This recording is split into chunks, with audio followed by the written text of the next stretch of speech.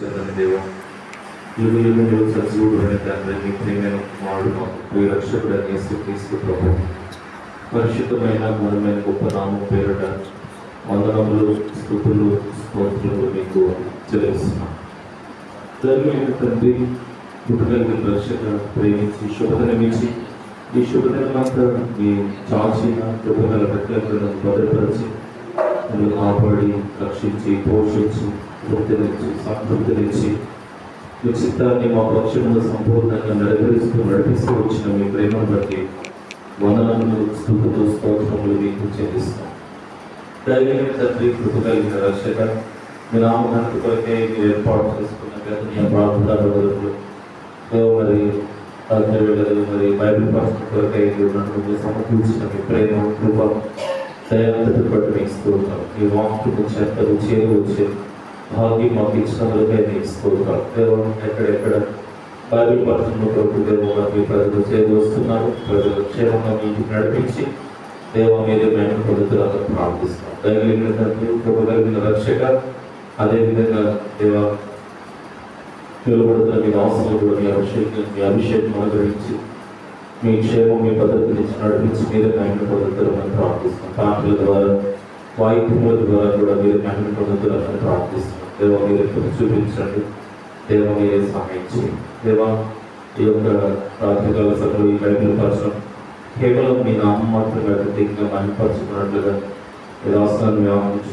అభిషేకించి మహిమ పొందుతారని ప్రార్థిస్తున్నాం. పాటలో కావలసిన కృప దయచేయండి, చిత్తాల సభలు మాటల ద్వారా మహిమపరిచినట్లుగా దేవ మా స్వరములు మా గుర్తులు మా పెద్దవులు మా మామూలుగా ఈ విధంగా మీరు ప్రేమించి మాకు అనుగ్రహిస్తూ వచ్చిన మీ అధికారులు నడపవరకు ప్రతి ఆవిన ప్రభావం ప్రశస్త రక్తంతో కడిగి పరిశుద్ధపరిచి పవిత్రపరిచి నీతిగా తీర్చి యజమానుడు అయిన మా దేవ మీరు వాడుకున్నట్టుగా మేము పాపలుగా సిద్ధపరచమని మరి మా ఘనత ప్రభావం మీకు చెల్లిస్తూ చేతుల యొక్క ప్రతి కార్యం లయపరచము మీ ప్రశస్త రక్తమును మా పైన అందరిపైన సంపూర్ణంగా ప్రోక్షించి మమ్మల్ని పరిశుద్ధులుగా చేయమని అని మా ఘనత ప్రభావాన్ని చెల్లిస్తూ యేసు ప్రభు పరిశుద్ధ నామములో కూర్చి ప్రార్థించి అడుగుతున్నాం. ఆమేన్.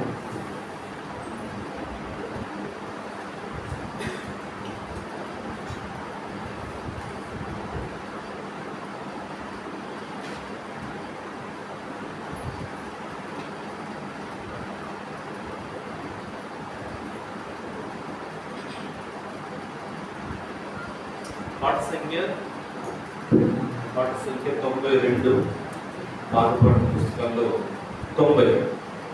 90.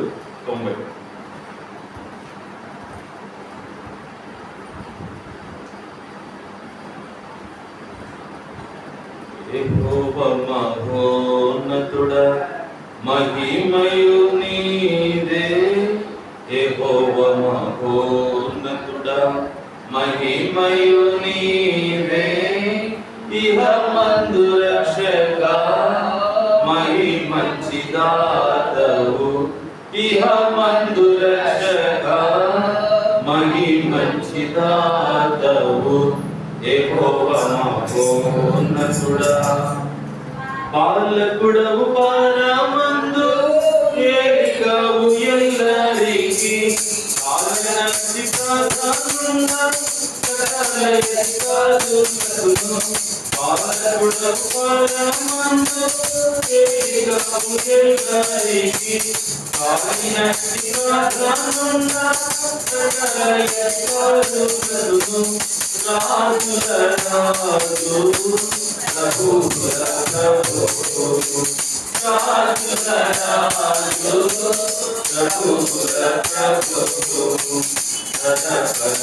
పరలోకములకు దేవుడవీరే, పరలోకములకు దేవుడవీరే, ధన్యుడనీవే పరమయ మహిమా, ధన్యుడనీవే పరమయ మహిమా, యెహోవా మహోన్నతుడా మహిమయు నీవే, యెహోవా మహోన్నతుడా మహిమయు నీవే ఇహమందు రక్షక మహిమంతిదాతవు ఇహమందు రక్షక మహిమంతిదాతవు యెహోవా మహోన్నతుడా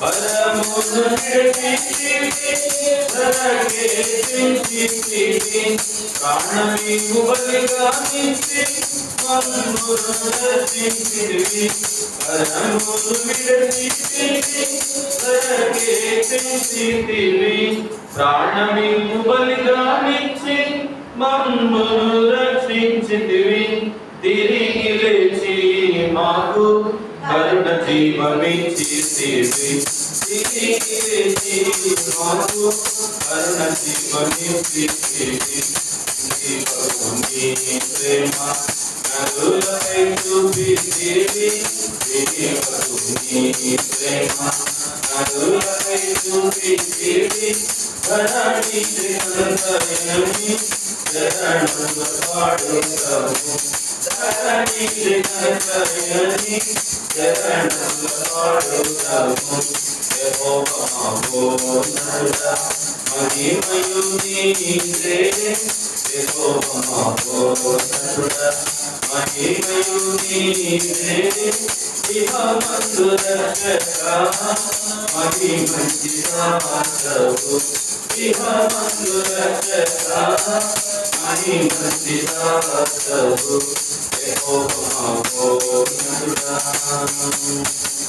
సంగమందు మహిమానికే సకల యుగములకు యుగమందు రక్షించితివి యెహోవా నీయను సంగమందు మహిమానికే సకల యుగములకు యుగమందు రక్షించితివి యెహోవా నీయను జగమంతటికి నీవు నిజమైన ప్రభుడవు జగమంతటికి నీవు నిజమైన ప్రభుడవు ఆదియంతమై నీవు అలరారుతున్నావు ఆదియంతమై నీవు అలరారుతున్నావు యుగ యుగములకు ఘనమహిమ కలుగును యుగ యుగములకు ఘనమహిమ కలుగును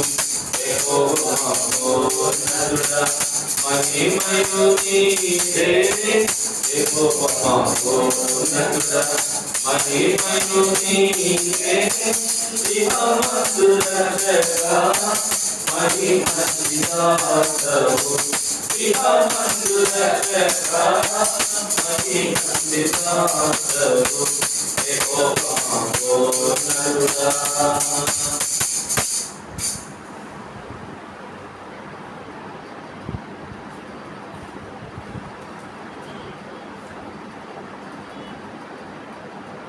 పాట సంఖ్య 311. నేను వచ్చుచున్నాను త్వరగా వచ్చుచున్నాను ఇదిగో నేను వచ్చుచున్నాను త్వరగా వచ్చుచున్నాను ఎవరి క్రియగా ఫలితము వాని క్రియవచ్చుచున్నాను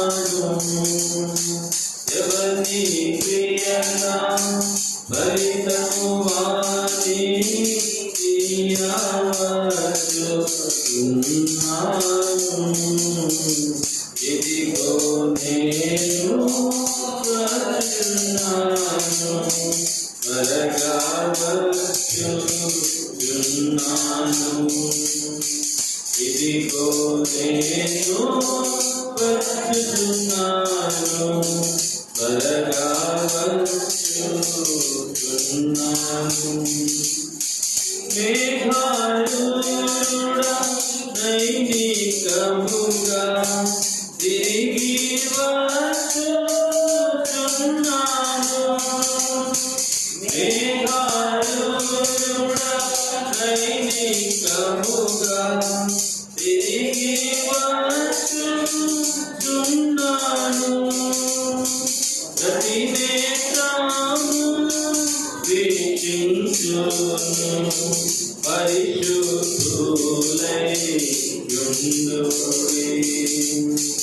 ప్రతి నేత్రము వీక్షించును పరిశుద్ధులైయుండుడి. ఎవరి ప్రియత ఫలితము వాని క్రియవచ్చుచున్నాను. ఎవరి ప్రియత ఫలితము వాని క్రియవచ్చుచున్నాను. ఇదిగో నేను వచ్చుచున్నాను, త్వరగా వచ్చుచున్నాను. ఇదిగో నేను వచ్చుచున్నాను, త్వరగా వచ్చుచున్నాను. నేను త్వరగా వచ్చుచున్నాను. ఎవడు నీ కిరీటమును నేను త్వరగా వచ్చుచున్నాను. ఎవడు నీ కిరీటమును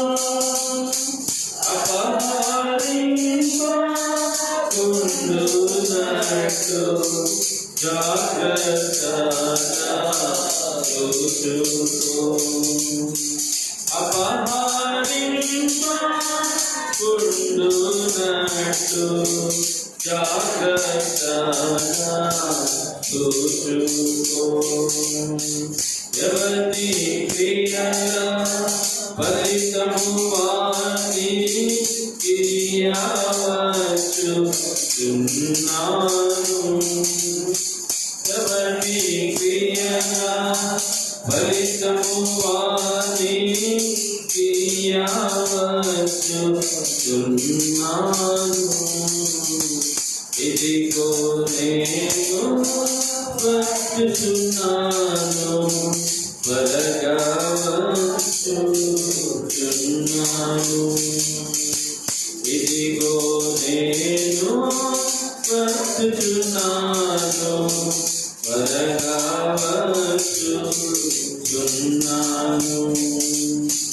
యేసు ప్రభువే సర్వమును నూతన పరచుచున్నాడు.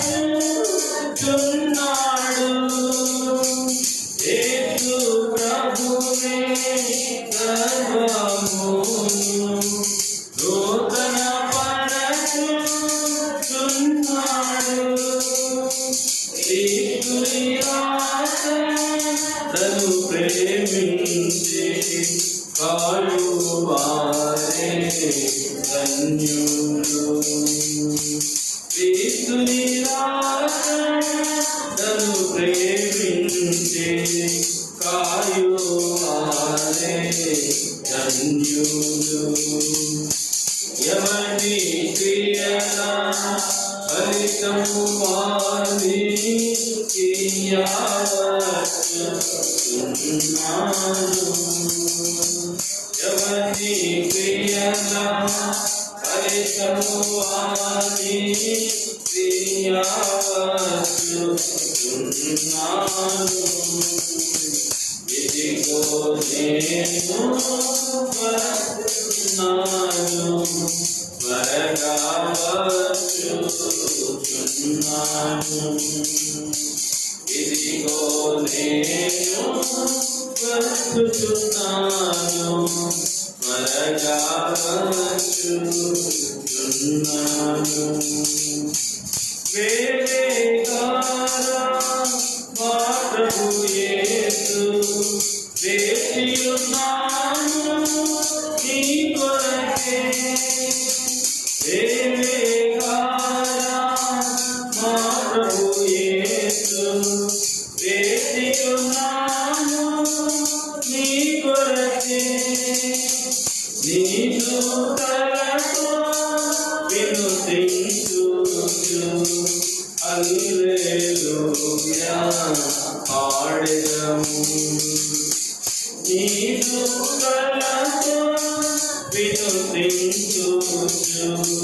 హల్లెలూయా పాడెదము. ఎవని క్రియగా ఫలితము వారికి వచ్చుచున్నాను. ఎవని క్రియగా ఫలితము వారికి వచ్చుచున్నాను. ఇదిగో నేను వచ్చుచున్నాను, త్వరగా వచ్చుచున్నాను. ఇదిగో నేను వచ్చుచున్నాను, త్వరగా వచ్చుచున్నాను.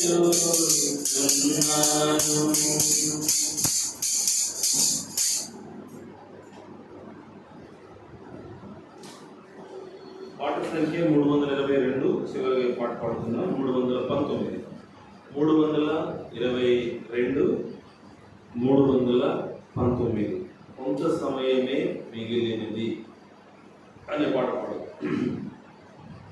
కొంత సమయమే మిగిలినది, కొంత సమయమే మిగిలినది.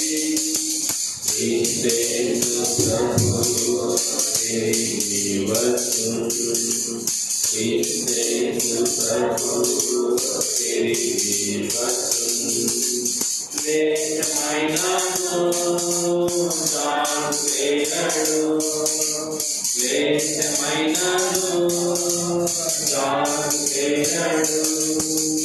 కొంత సమయమే మిగిలినది, కొంత సమయమే మిగిలినది. ప్రభువు వచ్చు వరకు కనిపెట్టుము, నిశ్చయముగా ఆయన వచ్చును.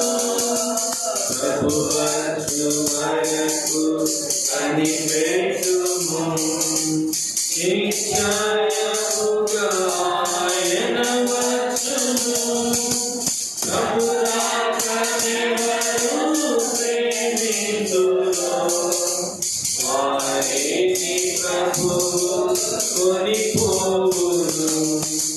ప్రభు రాకడెవరు ప్రేమింతురో వారిని ప్రభువు కొనిపోవును. కొంత సమయమే మిగిలినది, కొంత సమయమే మిగిలినది. ఆయన రాకడ సమీపము, సహవాసములో నిలచియుండి. ఆయన రాకడ సమీపము, సహవాసములో నిలచియుండి. ప్రభు వాక్యమునకు లోబడియో ఆయన కొరకై కనిపెట్టెదము. ప్రభు వాక్యమునకు లోబడియో ఆయన కొరకై కనిపెట్టెదము. కొంత సమయమే మిగిలినది, కొంత సమయమే మిగిలినది. అడుగంటున్నది ఆత్మీయత, అందరి ప్రేమ కల్లారెగా. అడుగంటున్నది ఆత్మీయత, అందరి ప్రేమ కల్లారెగా. కన్నులు తెరచి మేల్కొనుడి, విడువబడినవి గతిమగును. కన్నులు తెరచి మేల్కొనుడి, విడువబడినవి గతిమగును. కొంత సమయమే మిగిలినది, కొంత సమయమే మిగిలినది. తమ స్వంత పనులను విశ్వాసులు కొన్నాళ్ళు నిద్రించుచున్నారుగా. తమ స్వంత పనులను విశ్వాసులు కొన్నాళ్ళు నిద్రించుచున్నారుగా. మేల్కొని వారే పడెదరు, విడువబడిన వారి గతియే మగన్. మేల్కొని వారే పడెదరు, విడువబడిన వారి గతియే మగన్.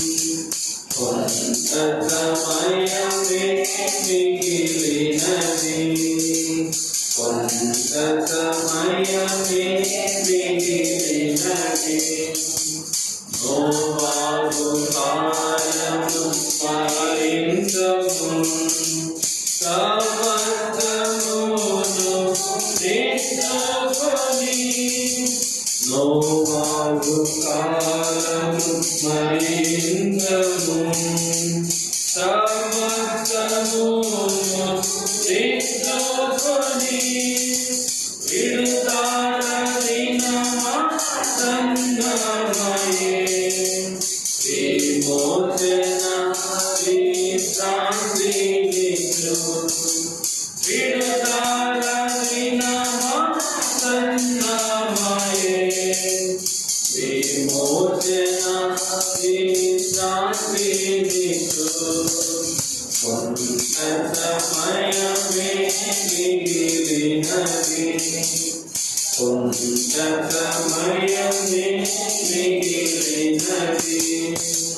క్రీస్తు ప్రభువు తిరిగి వచ్చును, క్రీస్తు ప్రభువు తిరిగి వచ్చును. లేచమైన జాగు చేయడు, లేచమైన జాగు చేయడు. కొంత సమయమే మిగిలినది, కొంత సమయమే మిగిలినది.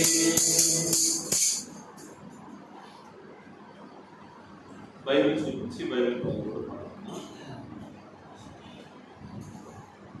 పఠింపశ్రేష్ఠ గ్రంథము బైబిల్, పఠింపశ్రేష్ఠ గ్రంథము బైబిల్. అనుదినం పఠించిన ప్రేమ తోడ నడుపును, ఓ పఠింపశ్రేష్ఠ గ్రంథము Bible. The best book to read is the Bible. The best book to read is the Bible. If you read it every day, it will help you all the way. Oh, the best book to read is the Bible.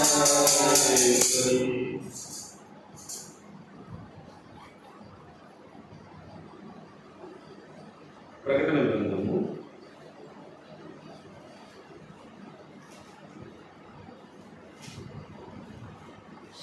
22వ అధ్యాయము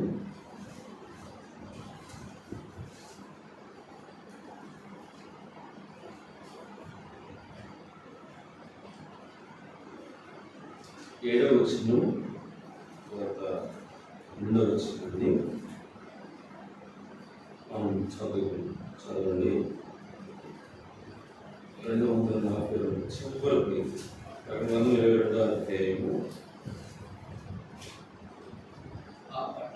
7వ వచనం 12వ వచనం చదవడంలో, ఇదిగో నేను త్వరగా వచ్చుచున్నాను, ఈ గ్రంథంలో కావలసిన వాటిని నేను రాయటం వాడుతున్నాను. 12 ఇదిగో త్వరగా వచ్చుచున్నాను,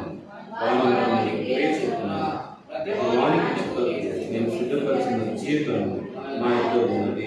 ప్రభు సాయం కొరకు చిన్న ప్రార్థన చేస్తాను.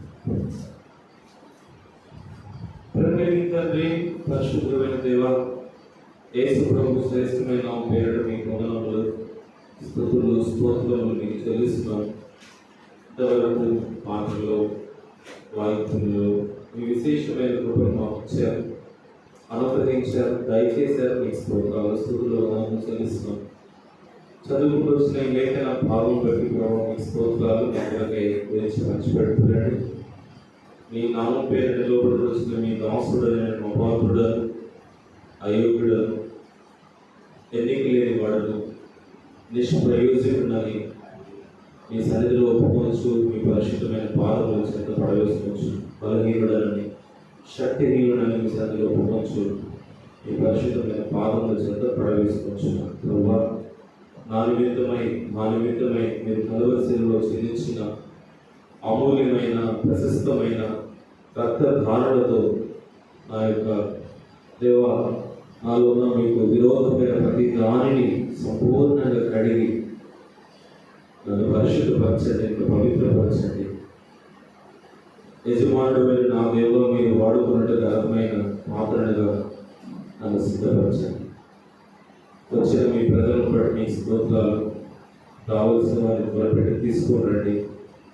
దయగలిగిన తండ్రి, మీ సన్నిధిలో చేరి మీ ఇంటిలో మీరు సిద్ధపరిచిన మీ ప్రజలకు మీరు సిద్ధపరిచిన ఆశీర్వాదాలు, దీవెనలు పొందుకోవడానికి, మీ సన్నిధి అనుభవించడానికి మీ ప్రజలు చేరి రావడానికి కావాల్సిన మీకు ఉపయోగించి మరొక నిష్ప్రయోజనం కావాల్సిందని మీ పరిశుద్ధమైన పాపం చెంత పడవేసుకోవచ్చు. దేవ, మీరు మాతో మాట్లాడుతున్నారు.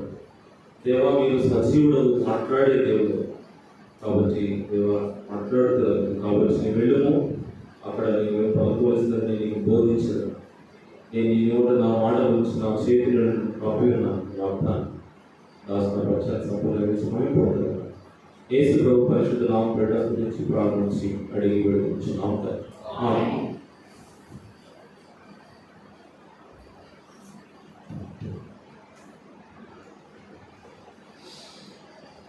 ప్రకటన గ్రంథం 22వ అధ్యాయము 7వ వచనంలో మనం ఒక మాట చూస్తాం. ఏంటి ఆ మాట అంటే, ఇదిగో నేను త్వరగా వచ్చుచున్నాను. తర్వాత 12వ వచనంలో కూడా ఇదిగో త్వరగా వచ్చుచున్నాను. కాబట్టి మన ప్రభు అయిన యేసు క్రీస్తు ఆయన త్వరగా వచ్చుచున్నాను అని ఆయన తెలియజేస్తా ఉన్నాడు. మన ప్రభు అయిన యేసు క్రీస్తు ఆయన మొట్టమొదటి వచ్చాడు 2025 సంవత్సరముల క్రితం ఈ భూమి మీదకి వచ్చాడు. ఈ భూమి మీదకి వచ్చిన ఉద్దేశం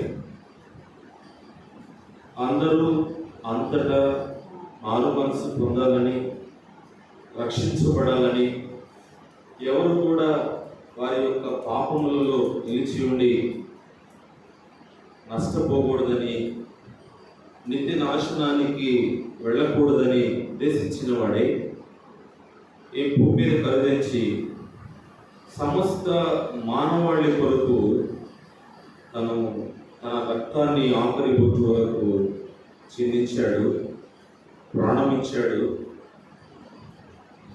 సమాధి చేయబడ్డాడు, సజీవుడై తిరిగి లేచాడు, ఆ తర్వాత ఆరోహణము అయ్యాడు. కాబట్టి మొట్టమొదటిగా ఆయన వచ్చిన ఉద్దేశం ఏంటంటే, ఈ సర్వలోక మానవాళి యొక్క రక్షణ కొరకు ఆయన వచ్చాడు. దాని కొరకు తాను చేయాల్సిందంతా కూడా మనం ప్రతి ఆదివారం ఆరాధన వర్తమానంలో కొన్ని విషయాలు మనం వింటూ ఉంటాం. ఎంతో నిందించబడ్డాడు, అవమానించబడ్డాడు, హేళన చేయబడ్డాడు. ఇదంతా కేవలము మానవాళి యొక్క రక్షణ కొరకు దేవుడు ప్రభువైన యేసుక్రీస్తు ఈ క్రయం అంతా చెల్లించాడు. ఇప్పుడు తాను చనిపోయి సమాధి చేయబడి సజీవుడై 3వ దినాన లేచి ఆరోహణమైన తర్వాత ఆయన మరలా నేను వస్తాను అని చెప్పారు. యేసు ప్రభు మరలా రావడంలో ఉద్దేశం ఏంటి? యేసు ప్రభు మరలా ఎందుకు రావాలనుకుంటున్నాడు అనేది మనం ఆలోచిస్తే మనకు దేవుని వాక్యం నుండి యోహాను సువార్త 14వ అధ్యాయము మొదటి 3 వచనాలు. మీ హృదయమును కలవరపడనీయకుడి, దేవుని యందు విశ్వాసం ఉంచుచున్నారు, నా యందును విశ్వాసం ఉంచుడి. నా తండ్రి ఇంకా అనేక నివాసములు కలవు, లేని ఎడల మీతో చెప్పుదును. మీకు స్థలము సిద్ధపరచ వెళ్ళుచున్నాను. నేను వెళ్ళి మీకు స్థలము సిద్ధపరచిన ఎడల నేనుండు స్థలములో మీరును ఉండులాగున మరలా వచ్చి నా యుద్ధ నుండుటకు చాలు నా మిమ్మును తీసుకొని. ఇక్కడేమన్నాడు? మరలా వచ్చి, మరలా వచ్చి. కాబట్టి రెండవసారి యేసు ప్రభు వస్తాను అని చెప్పాడు. ఎందుకు వస్తాడు అంటే అక్కడ రాస్తాడు, నా యుద్ధ నుండుటకు మిమ్మును తీసుకొని అందుకు వస్తాడు. కాబట్టి మనము దేవుని వాక్యాన్ని జాగ్రత్తగా ఆలోచించినప్పుడు యేసు ప్రభు మొట్టమొదటిగా వచ్చాడు, మానవాళి రక్షణ కొరకు తాను చేయవలసింది చేశాడు, ఆరోహణం అయ్యాడు. ఇప్పుడు మరలా వస్తా ఉన్నాడు. ప్రపంచ పరిస్థితులు చూసినప్పుడు మనకు ఈ దినాల్లో ఖచ్చితంగా అర్థమవుతుంది. 2025 సంవత్సరాల క్రితం యేసు ప్రభు ఈ భూమి మీద జీవించిన దినాల్లో ఏదైతే తాను పలుకుతూ వచ్చాడో, ఏదైతే తాను చెప్తూ వచ్చాడో అవన్నీ అక్షరాల జరిగిపోతా ఉన్నాయి. చాలా పెద్ద పెద్ద విపత్తులు జరుగుతూ ఉన్నాయి. భూకంపాలు ఎక్కడ చూసినా కూడా, వరదలు, వాతావరణం అంతా కూడా మారిపోతా ఉంది. కాబట్టి ఆ వరదల్లో ప్రజలు ఎంతో మంది కొట్టుకొని వెళ్ళిపోతా ఉన్నారు. ఆ నష్టంలో ఎంతో మంది ప్రజలు చనిపోతా ఉన్నారు. ఆ వరదలు, ఆ భూకంపాలు, ఆ జరుగుతున్న విపత్తులు, యుద్ధాలు, వీటన్నిటిలో ఎంతో మంది నశించిపోతా ఉన్నారు. యేసు ప్రభు చాలా అవకాశం ఇచ్చాడు.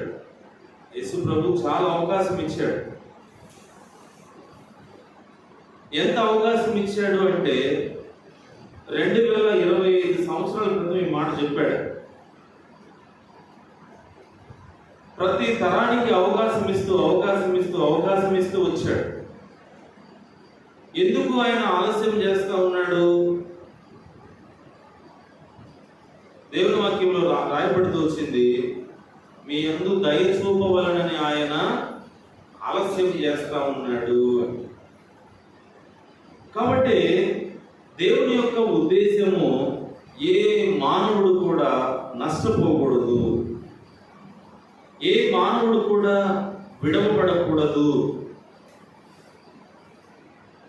మనము దేవుని వాక్యాన్ని ఆలోచిస్తే భయంకరమైన విపత్తు మనకు ఆది కాండంలోనే కనపడుతుంది. నోవాహు దినాల్లో భయంకరమైన జలప్రళయం మనకు కనపడదు. ఎందుకు? ఇటువంటి వాడను దేవుడు సిద్ధపరచుకోమన్నాడు. ఇన్ని సంవత్సరాలు బట్టే వాడను దేవుడు ఎందుకు సిద్ధపరచమన్నాడు? ఇంత సమయం ఎందుకు తీసుకోవాలి? 100 సంవత్సరాల సమయం ఎందుకు తీసుకోవాలి? దేవుడు నోవాహును కాపాడలేడా జలప్రళయం నుంచి? ఆ తర్వాత మళ్ళా పక్షులను పశువులను సృష్టించలేడా? ఆ ఓడ తయారు చేస్తా ఉన్నప్పుడు ఆ వ్యక్తులు ప్రశ్నిస్తారు, ఏం చేస్తున్నావు నువ్వేం కడతా ఉన్నావు అంటే నోవాహు చెప్పాలి. ఏం చెప్పాలి? జలప్రళయం రాబోతా ఉంది, ప్రజలందరూ వాళ్ళు చేసిన పాపాన్ని బట్టి నష్టపోవడానికి సిద్ధంగా ఉన్నారు, వారి రక్షణ కొరకై లేక మా రక్షణ కొరకై మేము ఈ ఓడను సిద్ధం. కాబట్టి దేవుడు 100 సంవత్సరాల సమయం ఆ దినాల్లో ఇస్తే ఎవ్వరు కూడా దాన్ని లెక్క చేయలేదు. లోతు సందర్భంలో కూడా మనం అదే చూస్తాం. సొదొమ గొమొర్రా పైన దేవుని యొక్క ఉగ్రత కుమ్మరించబడడానికి సిద్ధంగా ఉన్నప్పుడు ఆయన తన అల్లుళ్ళతో చెప్తాడు, అయ్యా ఈ పట్టణం మీద దేవుని యొక్క ఉగ్రత కుమ్మరించబడతా ఉంది, కాబట్టి మనం ఇక్కడ నుంచి వెళ్ళిపోదామంటే వాళ్ళ అల్లుళ్ళ దృష్టికి లోతు ఎట్లా కనపడ్డాడు? ఎగతాళి చేసేటట్లు కనపడ్డాడు. అక్కడ రాయబడతా వచ్చి అయితే లోతు బయటకు వచ్చాడు. అక్కడ భయంకరమైన గంధకములు పడి ఆ సొదొమ గొమొర్రా నాశనం అయిపోయింది. 100 సంవత్సరాల నోవాహు ఓడ కత్తి తాను ఇంకో పక్క దేవుడికి వచ్చిన మాటలు చెబుతూ చేసినా కూడా ఈ 8 మంది తప్ప ఏ ఒక్కరు కూడా ఓడలోనికి రాదు. పక్షులు వచ్చాయి, పశువులు వచ్చాయి, అన్నీ వచ్చాయి, కానీ మనుషులు రాలేదు. ఈ దినాలు అదే జరుగుతుంది. ఏం జరుగుతుంది అంటే సువార్త విరివిగా ప్రకటించబడుతుంది, కానీ దాన్ని అంగీకరించే వాళ్ళు ఎంతోమంది? అంగీకరించేది పక్కన ఉంచితే వ్యతిరేకించేది చాలా ఎక్కువ ఉంది. కాబట్టి దేవుని వాక్యంలో చెప్పబడుతూ వచ్చినట్లుగా యుగ సంబంధమైన దేవత అవిశ్వాసులైన వారి మనోనేత్రాలకు గుడ్డితనం కలుగు చేసిన కారణం చేత వారు ఆ గుడ్డితనంలోనే ఉంటూ దాంట్లో కొనసాగుతున్నారు. దేవుని వాక్యం వింటే వెలిగించబడతారు. దేవుని వాక్యము వింటే వారి జీవితాల్లో నూతనమైన వెలుగును వాళ్ళు చూడగలరు. అందుకనే సువార్తకు ఎంతో వ్యతిరేకత ఉంటుంది. ప్రస్తుత దినాలు అది ఎక్కువైంది. సరే, మనము ఇప్పటి పరిస్థితులు చూసినప్పుడు ఏ విధంగా నోవాహు కాలంలో జలప్రళయం ద్వారా దేవుని యొక్క ఉగ్రత వారి పైన కుమ్మరించబడినట్లుగా ఉందో, ఈ దినాల్లో కూడా దేవుని వాక్యంలో మనం ఎఫెసీయుల పత్రికలో చూస్తే ఈ విధంగా రాయబడుతుంది. చూడండి, ఎఫెసీయుల పత్రికలో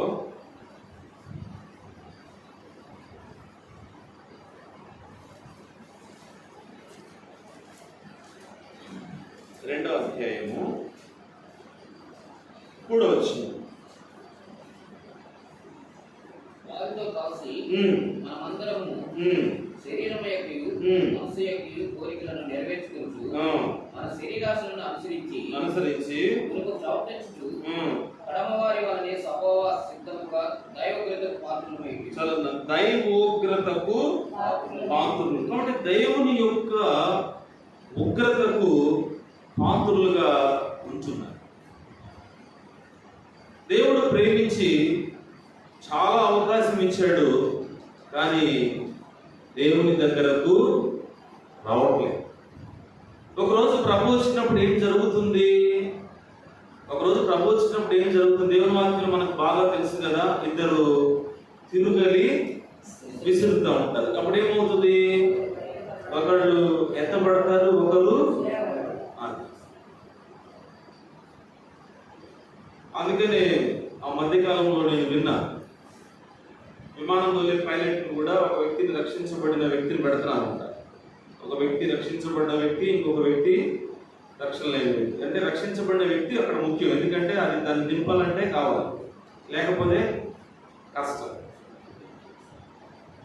రక్షించబడ్డ వ్యక్తి ఎత్తబడతాడు, రక్షణ లేని వ్యక్తి విడవబడతాడు, రక్షణ లేని వ్యక్తి ఫ్లైట్ కింద దిగుతాడు. అది కాబట్టి యేసు ప్రభు చెప్పినట్లుగా ఎన్నో జరుగుతూ ఉన్నాయి. యేసు ప్రభు చెప్పినట్లుగా ఎన్నో కార్యాలు జరుగుతూ ఉన్నాయి. జనం మీదకి జనము, రాజ్యం మీదకి రాజ్యము, భూకంపాలు, తెగుళ్ళు, కరువు, ఇవన్నీ కూడా సంభవిస్తూ ఉన్నాయి. దేవుని మహాకృప, దేవుని యొక్క మహాకృప కొన్ని సందర్భాలు అసలు మనకు తెలియనట్లుగా ఉన్నాం. మనం అంటే ఏంటంటే తెలుసుకోవాల్సిన అవసరం కూడా లేనట్లుగా నిమ్మడంగా ఉన్నాం ఈ ప్రాంతం. నేను ఈ మధ్య ఒక విషయం విన్నా. చైనాలో ఏదో పెద్ద డ్యామ్ ఉంది. దానికి ఏదైనా ప్రమాదం జరిగితే భారతదేశానికి పెద్ద నష్టం అన్నారు. కాబట్టి ప్రమాదం అనేది ఎటో వైపు నుంచి కొంచుకొని ఉంది.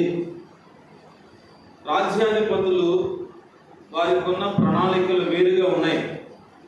వాళ్ళు ఎవరెవరితో కలుస్తున్నారో, ఎవరెవరిని సపోర్ట్ చేస్తున్నారో, ఎందుకు చేస్తున్నారో, ఇవన్నీ జరుగుతున్నాయి. ఓ పక్కన తుదకు ఏం జరుగుతూ ఉంటుందంటే వారు యుద్ధాలు చేసుకుంటా ఉన్నారు. దేశం మీద దేశం పడి యుద్ధాలు చేసుకుంటా ఉన్నారు. కొన్ని యుద్ధాలలో మనము ఫోన్ తీసి చూసినప్పుడు వాళ్ళు ఒక బాంబు వేస్తే ఎంతమంది చనిపోతున్నారో, ఎంతమంది వాళ్ళ అవయవాలను పోగొట్టుకుంటున్నారో, ఎంతమంది దెబ్బలు గాయాలతో ఏడుస్తున్నారో కనపడతా ఉంటాం. సరే, ఏది ఏమైనప్పటికీ ఒకటి మాత్రం మనం అర్థం చేసుకోవచ్చు, మన ప్రభు అయిన యేసుక్రీస్తు యొక్క రెండవ రాకడ చాలా సమీపంగా ఉంది అని మనము చెప్పుకోవచ్చు. యేసు ప్రభువుని శిష్యులు అడుగుతారు, మళ్ళా ఎప్పుడు వస్తావు నువ్వు అని అడుగుతారు. యేసు ప్రభువుని శిష్యులు అడిగినప్పుడు మరలా ఎప్పుడు వస్తావంటే అప్పుడు యేసు ప్రభు చెప్తాడు, అది కుమారునికి కానీ ఎవరికి కూడా అది తెలియదు. అది తండ్రి యొక్క ఆధీనం, అది తండ్రి స్వాధీనం. అది తండ్రి ఎప్పుడు చెప్తే అప్పుడు కుమారుడు వస్తాడు. మరి తండ్రికి ఇష్టమైన కుమారుడు కదా, ఎందుకు చెప్పలేదు కుమారుడి యేసు ప్రభుకి? ఆలోచిస్తే తండ్రి ప్రేమ గలవాడే, కుమారుడు కూడా ప్రేమ గలవాడే. అయితే నేను అనుకుంటాను, పాపాత్ములైన మానవుల కోసం ప్రాణం పెట్టడానికి వచ్చి ప్రాణం ఇచ్చాడు కాబట్టి, అంత ప్రేమ ఉంది కాబట్టి ఆ సంగతి కూడా చెప్పేస్తాడని ఒకవేళ దేవుడు ఆపాడేమో. అయితే ఆయన అన్నాడు, ఈ విధంగా ఉంటది, ఈ విధంగా జరుగుతుంది అని చెప్పాడు. ఆ విధంగా నేడు జరుగుతుంది. అయితే మనము జాగ్రత్తగా దేవుని వాక్యాన్ని ఆలోచిస్తే ఆయన స్థలము సిద్ధపరచడానికి వెళ్ళాడు. నేనుండు చోట మీరు కూడా ఉండాలని ఆయన ఆశిస్తా ఉన్నాడు. కాబట్టి యేసు ప్రభు దేవుని యొక్క సంకల్పం ఏంటంటే ఆయనను నమ్మిన ప్రజలు ఆయనతో పాటు ఎక్కడ ఉండాలి? పరలోక రాజ్యములో ఉండాలని ఆయన కోరిక. అదే మనకు యోహాను సువార్తలో 17వ అధ్యాయంలో చాలా విషయాలు మనం చూస్తే వాటిలో ఒక విషయం ఏంటంటే మనము ఏకమై ఉన్నలాగున అంటాడు. అంటే ఏంటంటే తండ్రి అయిన దేవుడు మానవుల కొరకు సిద్ధపరిచిన పరలోక రాజ్యాన్ని మానవుడు స్వతంత్రించుకోవాలని కోరుకుంటున్నాడు. మానవుల కొరకు పరలోకంలో నివాస స్థలమును సిద్ధపరుస్తూ ఉన్నాడు. రక్షించబడిన ప్రతి ఒక్క వ్యక్తి కొరకు పరలోకంలో నివాసం అనేది సిద్ధపరచబడుతూ వచ్చింది. భూమి మీద మనము నివాసాలు సిద్ధపరచుకుంటాం, మంచిది. ఈ భూమి మీద ఎంతకాలం ఉంటాము? బైబిల్ గ్రంథం ఉంది కదా, నరుని ఆయుష్ కాలము 70 సంవత్సరములు, అధిక బలం ఉంటే అది. ఇంకా ఆ తర్వాత ఎంత ఖర్చు పెట్టి కట్టినా కూడా ఉండలేదు. అది మరి పరలోకము అంటే అక్కడ 70-80 సంవత్సరాలు కాదు కానీ, అక్కడ 70-80 సంవత్సరాలు కాదు కానీ సదాకాలము అని దేవుని వాక్యం. సదాకాలం ఆయనతో కూడా ఉందుము. అయితే ఇక్కడ పరలోక రాజ్యాన్ని స్వతంత్రించుకోవాలని దేవుని యొక్క ఆశ, ఆకాంక్ష. పరలోక రాజ్యాన్ని ఎవరు సంపాదించుకుంటారు? పరలోక రాజ్యాన్ని ఎవరు సంపాదించుకుంటారు? మనకు తెలుసు కదా, నా మాట విని నన్ను పంపిన వాని యందు విశ్వాసం ఉంచువాడు నిత్య జీవము గలవాడు, వాడు తీర్పులోనికి రాక మరణములో నుండి జీవములోనికి దాటి ఉన్నాడు అని దేవుడు. నా మాట విని. కాబట్టి తండ్రి అయిన దేవుని మాట విని ఆయన యేసు ప్రభు, ఆయన పంపిన యేసు ప్రభు నామందు విశ్వాసం ఉంచిన వారందరూ రక్షించబడుతున్నారు. వారందరూ పరలోక రాజ్యానికి స్వతంత్రులుగా ఉన్నారు. మనం దేవుని వాక్యంలో చూస్తే యేసు ప్రభు ఎవరు పరలోక రాజ్యానికి వస్తారు అనే విషయాన్ని ఆయన తెలియజేస్తాడు. చూడండి, చదవండి. మత్తయి సువార్త 18వ అధ్యాయం. ఎవరు పరలోకాన్ని స్వతంత్రించుకుంటారు? మత్తయి సువార్త 18వ అధ్యాయం 3వ వచనం. మీరు మార్పు నుండి బిడ్డల వంటి వారైతేనే గాని పరలోక రాజ్యంలో ప్రవేశింపరని మీతో నిశ్చయముగా. ఇక్కడ ఎందుకు యేసు ప్రభు ఈ మాట చెప్పాడు అంటే, ఆయన శిష్యులు అడిగారు, ప్రభువా, పరలోక రాజ్యంలో ఎవడు గొప్పవాడు అని, ఎవరు గొప్పవాడు అని అడిగారు.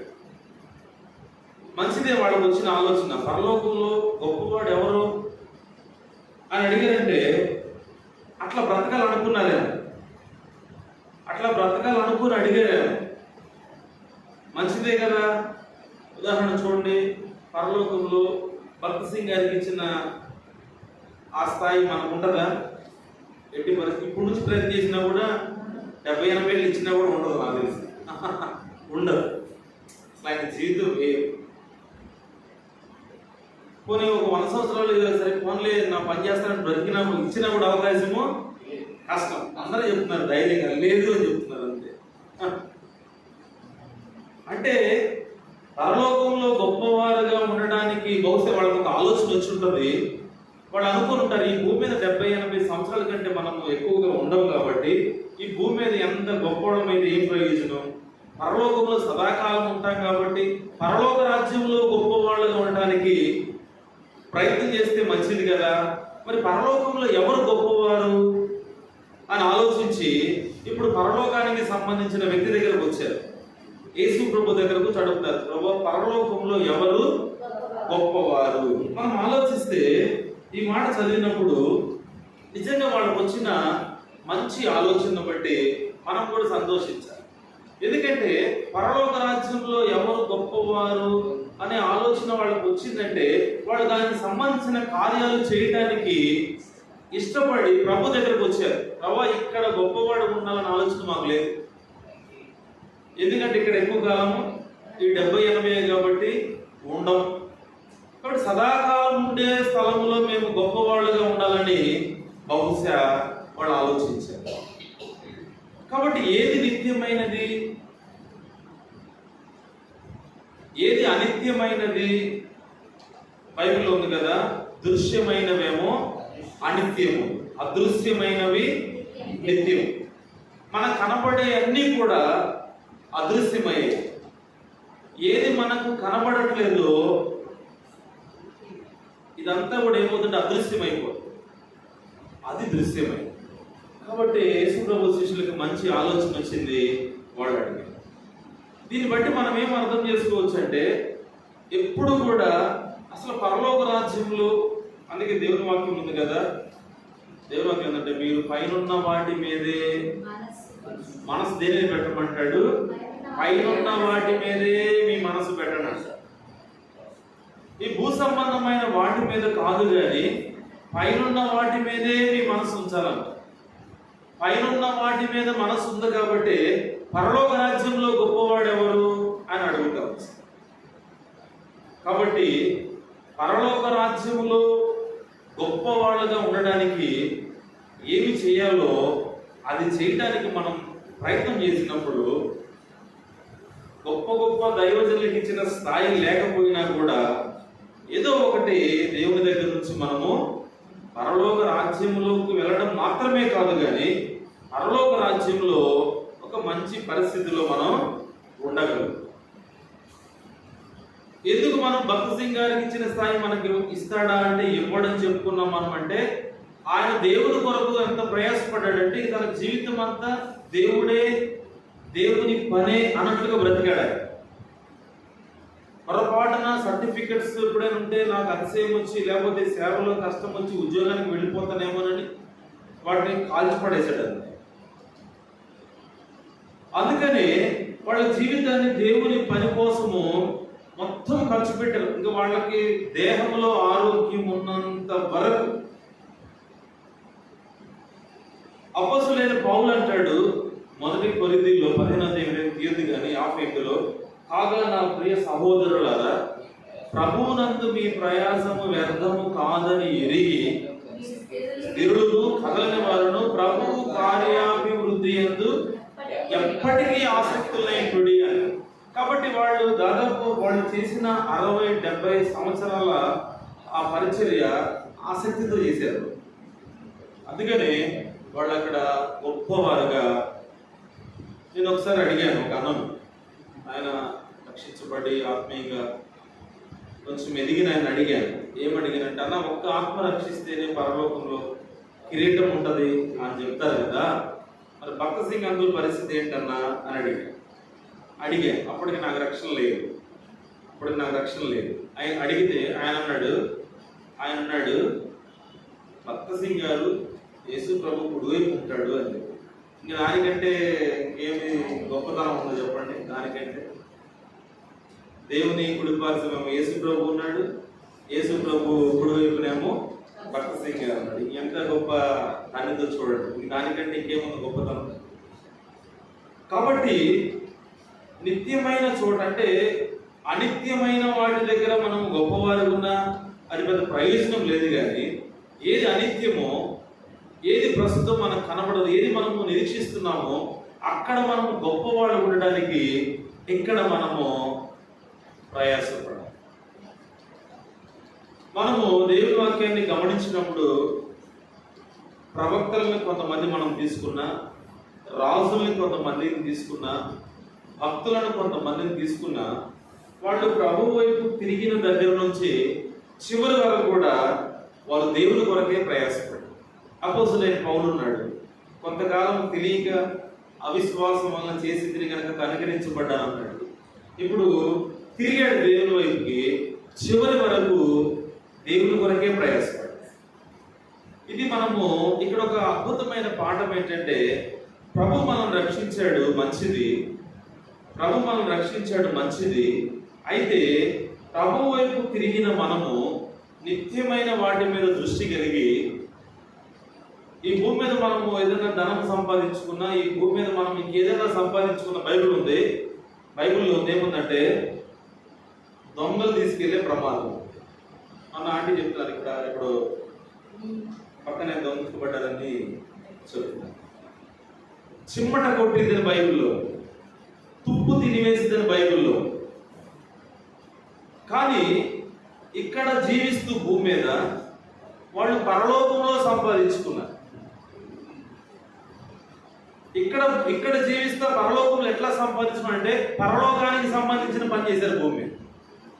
ఆ రాజ్యానికి సంబంధించిన బాధ్యతలు భూమి మీద చేశారు. మన కుటుంబాలు ఉన్నాయి మంచిది, మనకు బాధ్యతలు ఉన్నాయి మంచిది. అదే సమయంలో దేవుని యొక్క పని, దేవుని యొక్క పరిచర్య కూడా ఎవరికి జీతము మనం చదువుకున్నాం 22వ అధ్యాయము 12వ వచనంలో, వాని క్రియల చొప్పున ప్రతి వానికి చుట్టూ నేను సిద్ధపరిచిన జీతము. దేవుని దగ్గర జీతం ఉంది, యేసు ప్రభు దగ్గర జీతం ఉంది. ఆయన ఇస్తాడు. భూమి మీద జీతాలు ఉంటాయి కదా, ఇలా ఫస్ట్ క్లాస్ అని, second class, third class, fourth class చదువుకున్న దాన్ని బట్టి బీటెక్ అయితే ఒకలాంటి ఉద్యోగం, 10th క్లాస్ అయితే ఒకలాంటి ఉద్యోగం. బీటెక్ చదువుకున్న వాళ్ళకి ఇచ్చిన జీతం 10th క్లాస్ వాళ్ళకి ఇవ్వలేదు. ఎవరి జీతం వాళ్ళదే, ఎవరి క్వాలిఫికేషన్ వాళ్ళదే, ఎవరి ప్రయాసం వాళ్ళదే, ఎవరి ఫలం వాళ్ళదే. కాబట్టి ఎవరికి జీతం అంటే పని చేసిన వారికి జీతం.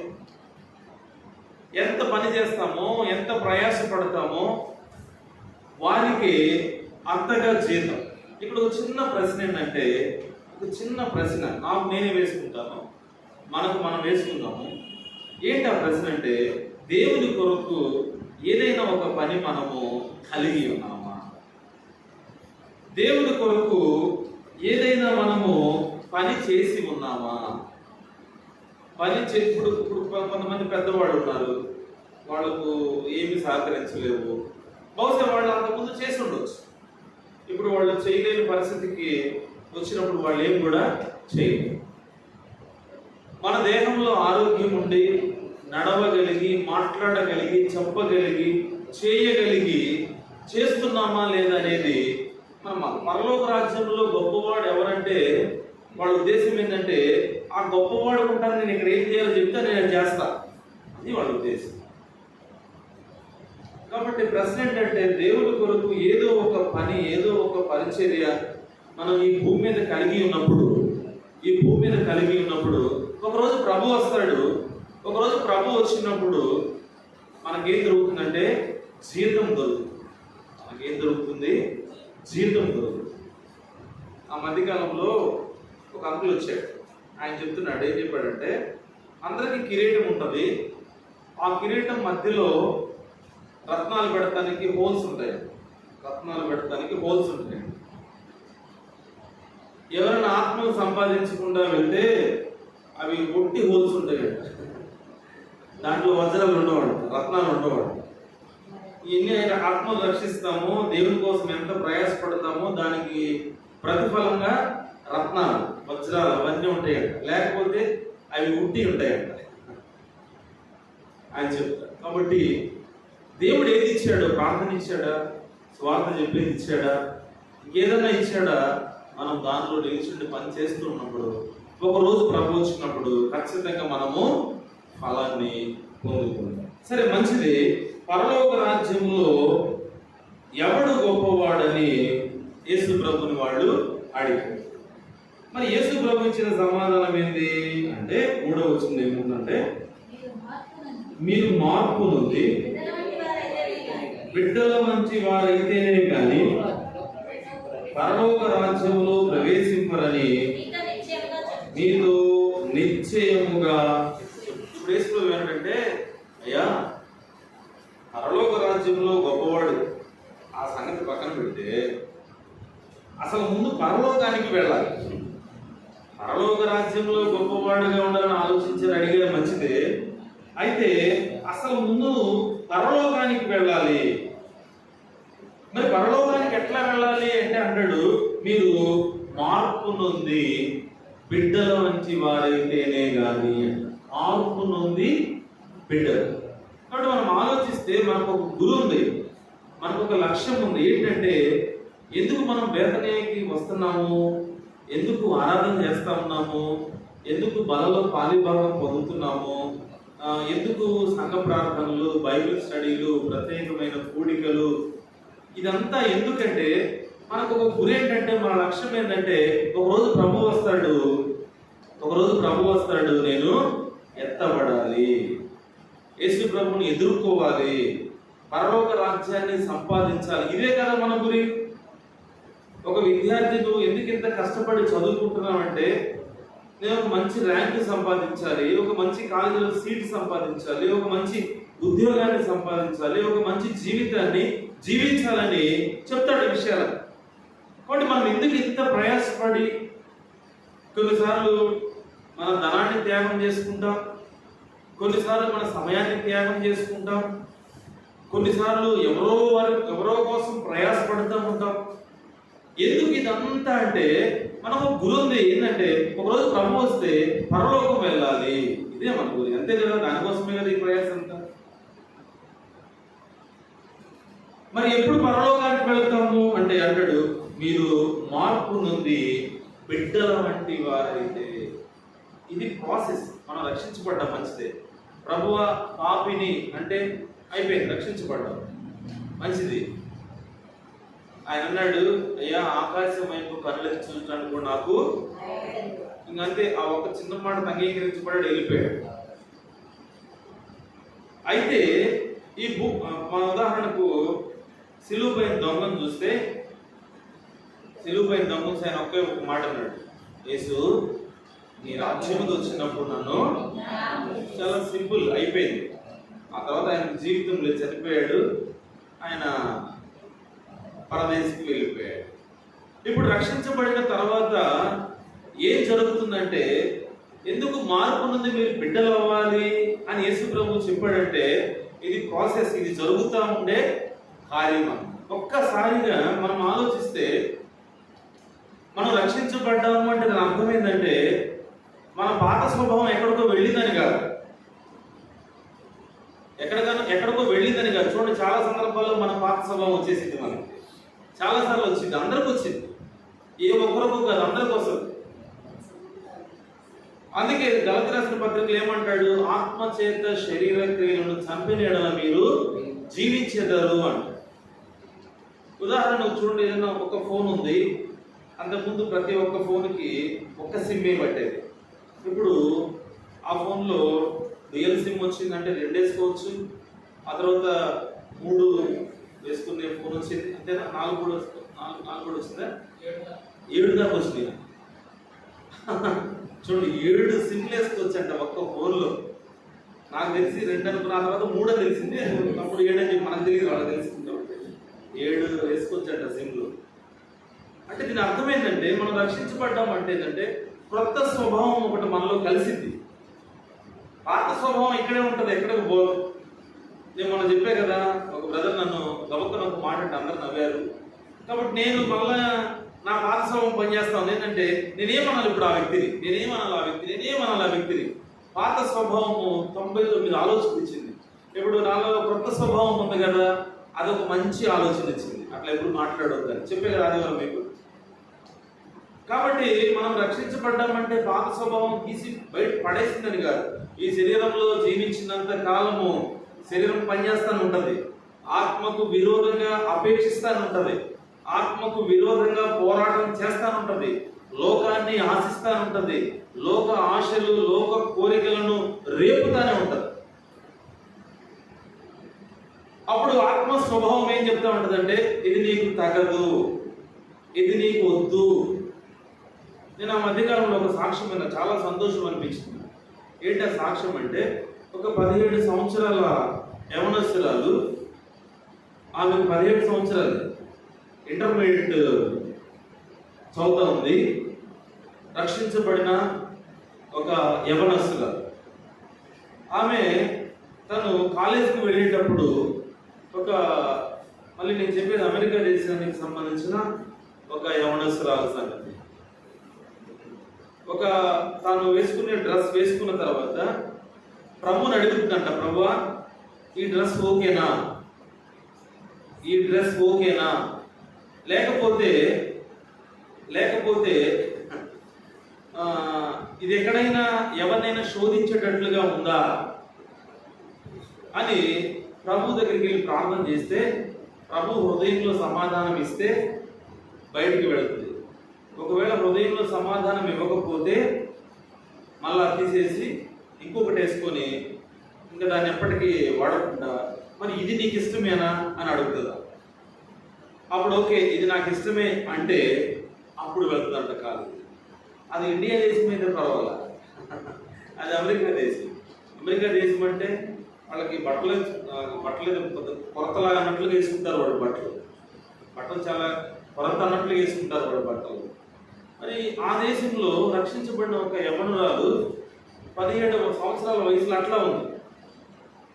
ఆ యవనస్తుల గురించి చెప్పిన సాక్ష్యం ఏంటంటే, తను కాలేజీకి వెళ్తా ఉన్నప్పుడు కాలేజ్ గేట్లో ఎంటర్ అవ్వగలిగే, ఇంకా కొంతమంది ముందే వస్తారు కదా కాలేజీకి, ఆ అమ్మాయిని చూసి వాళ్ళంతా యానొస్తుంది అనుకుంటా ఏం మాట్లాడకుండా సైలెంట్గా ఉంటారంట. ఆమె వచ్చి సైకిల్ స్టాండ్ వేసి రూమ్లోకి వెళ్ళేంత వరకు గ్రౌండ్లో ఉన్న ఏ ఒక్కరు కూడా నోరు మెరికి మాట్లాడరు.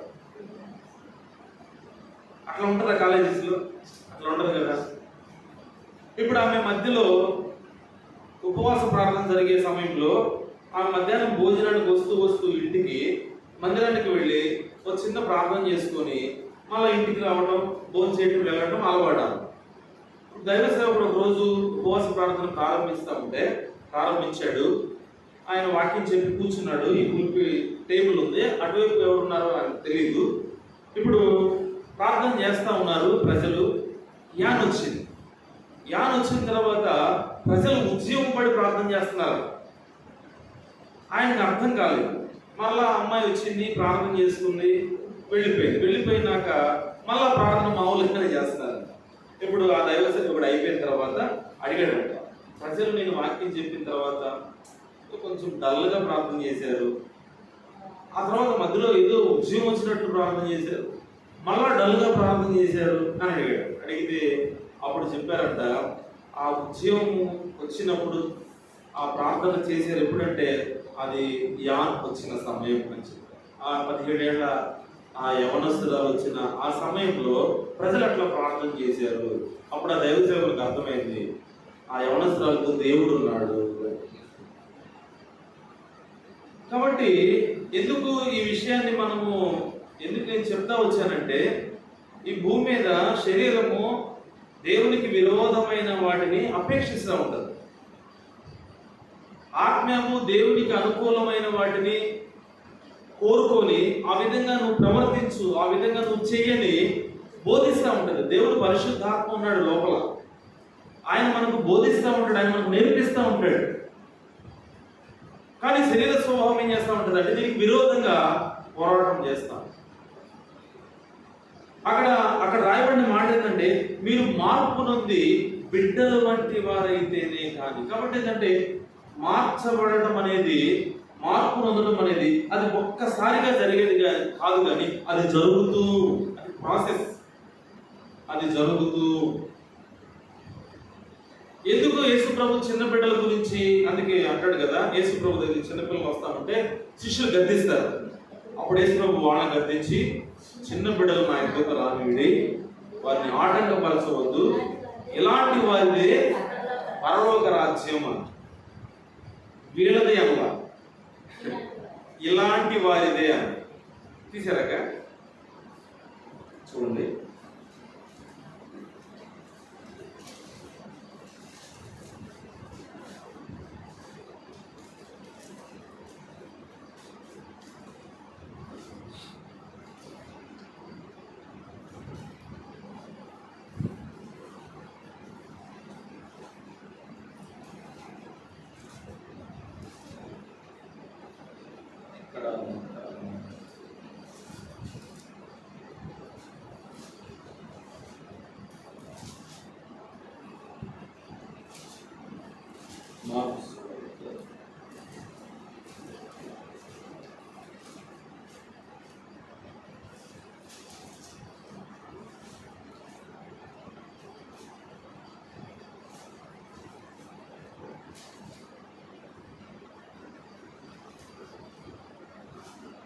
అది ఒక వచనం చదువు. మార్కు సువార్త 10వ అధ్యాయము 13వ వచనం. మార్కు సువార్త 10వ అధ్యాయము 13వ వచనం చదువన్నా. తమ చిన్న బిడ్డలను ముట్టవలనని కొందరు ఆయన యొద్దకు వారిని తీసుకుని వచ్చిరి. అయితే శిష్యులు వారిని తీసుకుని వచ్చిన వారిని గద్దించిరి. యేసు అది చూచి కోపపడి, చిన్న బిడ్డలను నా యొద్దకు రానియుడి, వారిని ఆటంకపరచవద్దు, దేవుని రాజ్యము ఇలాంటి వారిదే, ఇలాంటి వారిదే. మరి చిన్న బిడ్డల గురించి మనం ఆలోచిస్తే మనకి ఏమర్థం అవుతుంది? మనకు అందరూ తెలుసు చిన్నపిల్లల సంగతి మనకు అందరికీ తెలుసు. ఉదాహరణకు మనము చిన్న బిడ్డను మన బిడ్డలు మన ఇంట్లో కుమారుడో కుమార్తె వారిని మనం గద్దించామనుకున్నాం, లేకపోతే వారిని ఒక దెబ్బ కొట్టామనుకున్నాం. వాడు ఏడుస్తాడు, ఏడ్చి పక్కకు వెళ్తాడు. కొంచెం సేపు తర్వాత ఏమవుద్ది, మళ్ళా పిలుస్తాం కదా, ప్రకాష్ రా అనగలేకే పరిగెత్తుకుండా దగ్గరికి వచ్చేస్తాడు. విషయం ఏంటి, మర్చిపోతాడు కదా. దాన్ని ఏం చేస్తాడు, నువ్వు నన్ను ఇంత కొట్టావు కాబట్టి నేను ఏది కూడా జ్ఞాపకం పెట్టుకొని లేకపోతే విరోధంగా ప్రవర్తించడానికి వాళ్ళకి చేత కాదు అంతే. అది చిన్న బిడ్డలో ఉన్న మంచి లక్షణం. రెండవదిగా చూస్తే చిన్న బిడ్డల్లో ఉన్న స్వభావం ఏంటంటే వాళ్ళు ఏది చూస్తారో అదే వాళ్ళు చెప్తారు. మార్చి చెప్పడం వాళ్ళకు చాతక. అంటే ఉదాహరణకి మనం ఎప్పుడైనా బయటికి వెళ్ళినప్పుడు ఇంటికి వెళ్ళగలిగే వాళ్ళు చెప్తారు, నాన్న అక్క ఈ పని చేసింది అని చెప్తారు. లేకపోతే నాన్న తమ్ముడు ఇదిగో ఈ పని చేశాడు అని చెప్తారు. అంటే వాళ్ళ దగ్గర యథార్థత మనం చూడవచ్చు. యథార్థత మనం చూడవచ్చు. అందుకే యేసుప్రభు చెప్పండి, ఇలాంటి వీళ్ళే పరలోక రాజ్యాన్ని పొందుకుంటారు అని చెప్తాడు. తర్వాత మూడోదిగా చూస్తే చిన్నపిల్లలు వాళ్ళ ముఖం చూస్తేనే వాళ్ళలో ఫెయిర్నెస్ కనపడదు. అంటే వాళ్ళు ఏ విధమైన కల్మషం మనకు కనపడదు. వారి ముఖం చూస్తే హాస్యాగా కనపడుతూ ఉంటారు.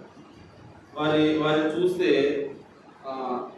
అందుకేసిన ఇక్కడ చూస్తే 16వ వచనంలో ఆ బిడ్డలను ఎత్తి కౌగిలించుకొని వారి మీద చేతులుంచి వారిని ఎత్తుకున్నాడంట యేసుప్రభు, కౌగలించుకున్నాడంట యేసుప్రభు, వారి మీద చేతులుంచి ఆశీర్వదించాడు.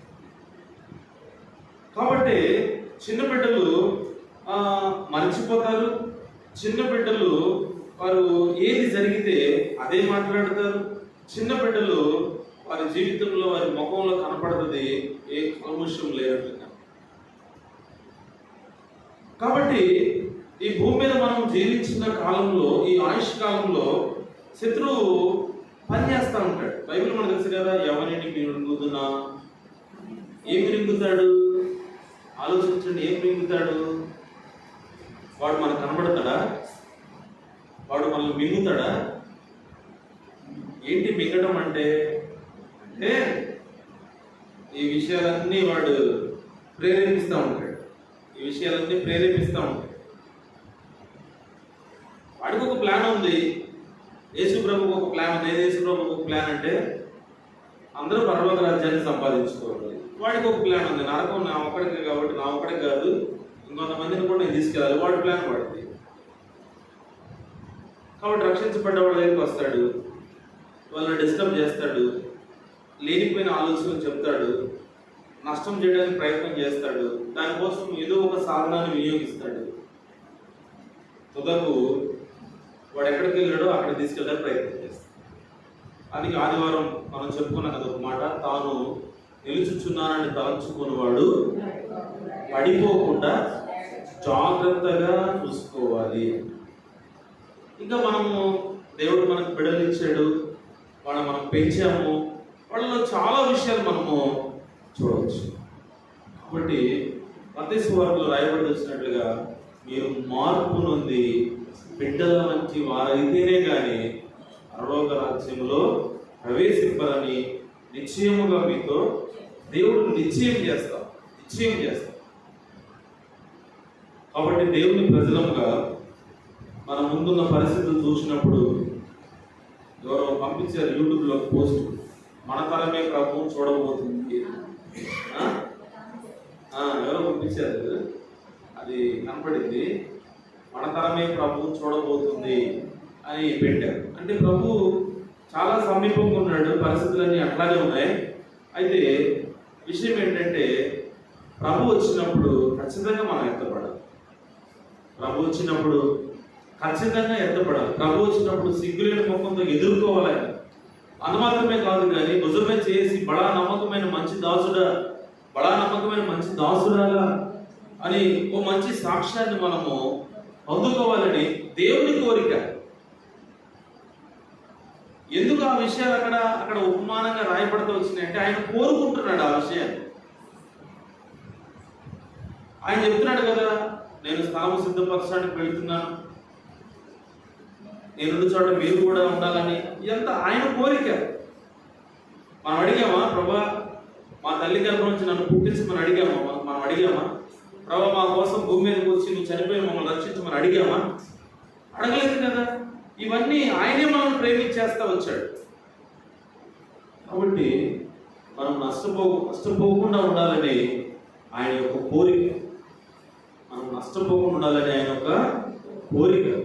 ఆయన కోరిక ఏంటంటే మనం అందరము సదాకాలం యుగ యుగాలు దేవుని యొక్క రాజ్యములో ఉండాలని కోరిక. అంత మాత్రమే కాదు కానీ ప్రభు కొరకు ఈ భూమి మీద మనం ప్రయాసపడి పని చేసి ఆయన ద్వారా ఎన్నో బహుమానాలు మనం పొందుకోవాలని ఆయన ఆశిస్తారు.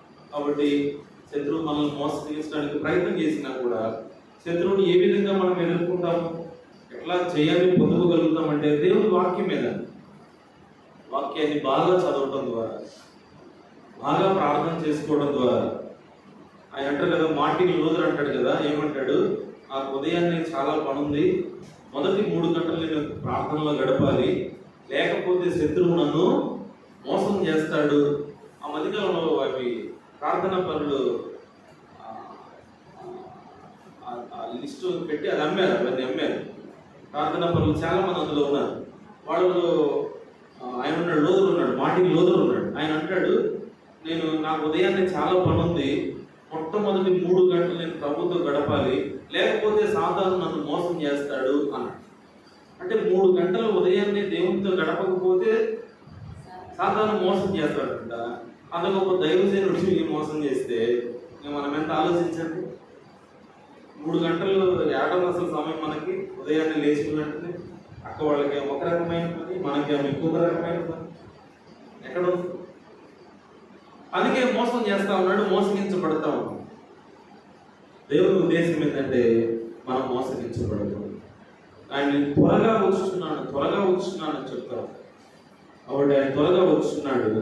ఆయన వచ్చినప్పుడు మనం సిగ్గులేని ముఖంతో ఆయనను ఎదుర్కోవాలంటే ఖచ్చితంగా చిన్న బిడ్డల వలె మనం మార్పు చిన్న బిడ్డలు ఆ చిన్న బిడ్డను పిలిచి రా నిలబడంటే అక్కడ నిలబడిందంటే నేను నిలబడినని చెప్పలేదు.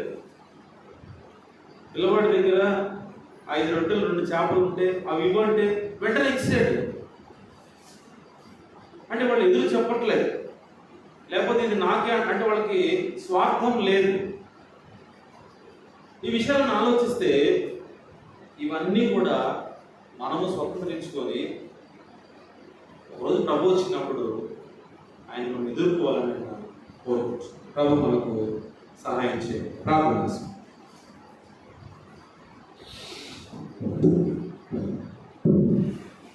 తండ్రి, పరిశుద్ధమైన దేవా, యేసుక్రీస్తు ప్రభు పరిశుద్ధమైన ఘనమైన గొప్ప నామం పేరిట వదనంలో స్తోత్రం చెల్లిస్తున్నాం. దేవా, ఈ వాక్యంలో రాయబడుతూ వచ్చినట్లుగా ఇదిగో నేను త్వరగా వచ్చు. ప్రభు మీరు ఎందుకు వస్తున్నారు అంటే యోహాను సువార్త 14వ అధ్యాయంలో నేను చోట మీరును ఉంటున్నారు పరలోక రాజ్యంలో. మరి పరలోక రాజ్యంలో ఎవరు వెళ్తారంటే మీరు మార్పు నుండి బిడ్డల వంటి వారైతేనే కానీ. కాబట్టి ప్రభు మీ వాక్యం ద్వారా నాతో మాట్లాడుతూ వచ్చారు. అనేక సందర్భాల్లో చిన్న బిడ్డల వలె నేను లేనని మీ సన్నిధిలో ఒప్పుకుంటున్నాను. నన్ను క్షమించండి, మమ్మల్ని క్షమించండి. మేము బిడ్డల నుండి స్వభావాన్ని స్వతంత్రించుకోవడానికి, వెంటనే మీకు లోబడడానికి, వెంటనే మీకు విధేయత చూపించడానికి, యథార్థత కలిగి జీవించడానికి, పరిశుద్ధత కలిగి జీవించడానికి, ఏ అపవిత్రత మాకు అంటకుండా జీవించడానికి కావలసిన మీ కృప మాకు దయచేయండి. తండ్రి, చిన్న బిడ్డలను చూసినప్పుడు వారి జీవితాలు ఎంతో తేటగా ఉంటాయి ప్రభావ. కాబట్టి అటువంటి తేటైన జీవితాలు మాకు దయచి దేవ మీ కృపలో మమ్మల్ని భద్రపరచు. రాత్రికాల సమయంలో మీ సన్నిధిని ప్రేమించి చేకూర్చిన బిడ్డలందరినీ బట్టి మీకు స్తోత్రాలు. మీ పవిత్రమైన చేతులెత్తి వారిని ఆశీర్వదించి ప్రభా వారి కుటుంబాలను జ్ఞాపకం చేసుకుని ప్రతి ఒక్కరు ప్రతి అవసరత మీ మహిమలో తీర్చారు. ఎవరైతే రాలేకపోతూ వచ్చారో వారిని కూడా కనికరించండి. వారికి కూడా అవకాశం ఇచ్చి మీరు అంతరించి మహిమ పొందుతారు. మహిమ ప్రభావం మీకే చెల్లిస్తుంది. యేసు ప్రభు పరిశుద్ధ నామం పేరిట స్తుతించి ప్రార్థించి అడిగి వేడుకొనుచున్నాము తండ్రి. దేవుడి ప్రేమ, కుమారుడు యేసు క్రీస్తు కృపా సమాధానం, పరిశుద్ధాత్మ అన్యోన్య సహవాసం చేరవచ్చిన మనకు సర్వలోకంలో ఆయన ప్రేమించు వారికి చేరవచ్చిన మనకందరికీ సదాకాలం తోడైంది నడిపించును గాక. ప్రైజ్.